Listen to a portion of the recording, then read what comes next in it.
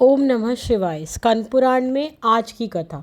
अब अर्जुन ये जानने को उत्सुक थे कि नारद जी द्वारा स्थापित महिसागर संगम का जब इतना प्रभाव है, फिर वे गुप्त क्षेत्र कैसे हुआ।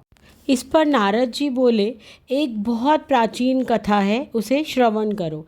यह क्षेत्र पूर्व काल में शापवश गुप्त हो गया था। एक समय सब तीर्थ अधिदेव एकत्र हो ब्रह्मा जी की सभा में गए। ब्रह्मा जी आश्चर्य से खिले हुए थे सबको देखकर।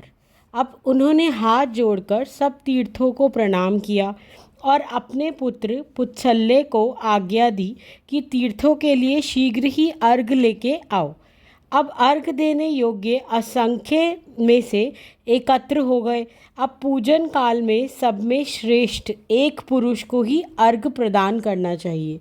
अब ब्रह्मा जी उसे हाथ में लेकर सब तीर्थों से कहने लगे, आप सब लोग मिलकर किसी एक मुख्य तीर्थ का नाम बताएं, मैं उसी तीर्थ को अर्घ देना चाहता हूँ।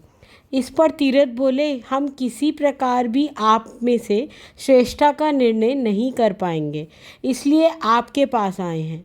ब्रह्मा जी ने कहा, मैं आप लोगों में से किसी एक को श्रेष्ठ नहीं समझता। आप सभी अपार महिमा से संपन्न हैं, अतः स्वयं ही आप में से श्रेष्ठ पुरुष को बतलावें। ब्रह्मा जी के ऐसा कहने पर जब उनमें से कोई भी बहुत देर तक कुछ ना बोला, तब महिसागर संगम तीर्थ ने कहा, आप मुझे यह अर्घ प्रदान करें।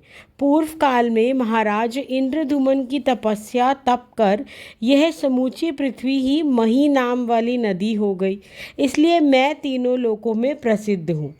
महिसागर संगम के ऐसा कहने पर अन्य सब तीर्थ मौन रहे। देखें ब्रह्मा जी हमारे विषय में क्या कहते हैं। अब इस पर ब्रह्मा जी के ज्येष्ठ पुत्र धर्म ने कहा, बड़े कष्ट की बात है। महिसागर संगम ने मोहवश कुसती बात कह डाली है। साधु पुरुषों को उचित है कि वह अपने में अच्छे गुण होते हुए भी उसका बखान ना करें। जो दूसरों पर आपेश करते हुए अपने गुणों का वर्णन करता है, वह रजोगुणी, अहंकारी तथा निंदनीय है। इसलिए यह तीर्थ इन सब गुणों के रहते हुए भी अपने अहंकार के कारण विख्यात नहीं होगा, इसका स्वरूप विध्वंसा हो जाएगा। अब धर्मदेव के ऐसा कहने पर सब और हाहाकार मच गया और नारद जी और स्कंद जी दोनों वहां पहुंच गए। अब कार्तिकेय जी ने धर्म से इस प्रकार कहा, तुमने धृष्टता के कारण जो ये श्राप दे डाला है वह अनुचित है। इस तीर्थराज ने अपने जिस गुण का वर्णन किया है वह सब उसमें मौजूद हैं, इसमें कौन सी बुराई हो गई, क्योंकि अवगुण तो झूठ बोलने में है, सत्य कहने में नहीं। अब कार्तिक जी के ऐसा कहने पर धर्म ने कहा, आपका यह कहना ठीक है। महिसागर संगम सब तीर्थों में प्रधान है। ब्रह्मा जी अर्घ पाने के सर्वथा योग्य भी है, किंतु साधु पुरुष का यह नियम है कि वे अपने मुख से अपने गुणों का बखान नहीं करना चाहिए। पूर्व काल में जो बातें प्रमाणित कर दी गई हैं, उनका भली भांति पालन करना चाहिए। आपके पिता शिवजी के आदेश से ही इस कार्य के लिए मुझे नियुक्त किया गया है, हम सदा उसी का पालन करते हैं। यूँ कहकर धर्म मुद्रा त्याग देने को तैयार हो गए। तब नारद जी ने धर्म को नमस्कार कर कहा, आप मुद्रा त्याग देंगे तो हम लोगों की सत्ता कैसे रह सकती है। आप इस विश्व का नाश ना कीजिए। योगीश्वर कार्तिक जी को आप सम्मान देने योग्य हैं। ये साक्षात भगवान शंकर के पुत्र हैं, अतः उन्हीं की भांति हम सबके लिए माननीय हैं। आपने इस तीर्थराज को विख्यात ना होने का जो श्राप दे दिया है, उसका निवारण करने का अनुग्रह कीजिए। अब ऐसा कहने पर धर्म ने कार्तिकेय जी को नमस्कार किया।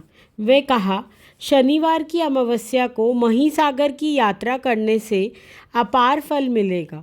पुष्कर की 7 बार, प्रयागराज की 8 बार यात्रा करने से जो फल होता है, वही फल इस तीर्थ की 1 बार यात्रा करने से प्राप्त होगा। कार्तिकेय जी मन ही मन प्रसन्न हुए। ब्रह्मा जी भी एकाग्रचित्त हो स्तंभ तीर्थ को अर्घ दिया और सब तीर्थ में श्रेष्ठता प्रदान की। अब नारद जी से विदा लेकर अर्जुन वापस द्वारका को प्रस्थान कर लेते हैं। आज की कथा यहीं समाप्त करूंगी।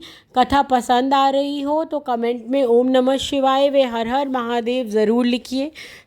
स्कंद पुराण से जुड़े और रोचक तथ्यों को जानने के लिए हमारे शॉर्ट्स ज़रूर देखिए। चैनल को सब्सक्राइब, लाइक व शेयर कीजिए। ओम नमः शिवाय, हर हर महादेव।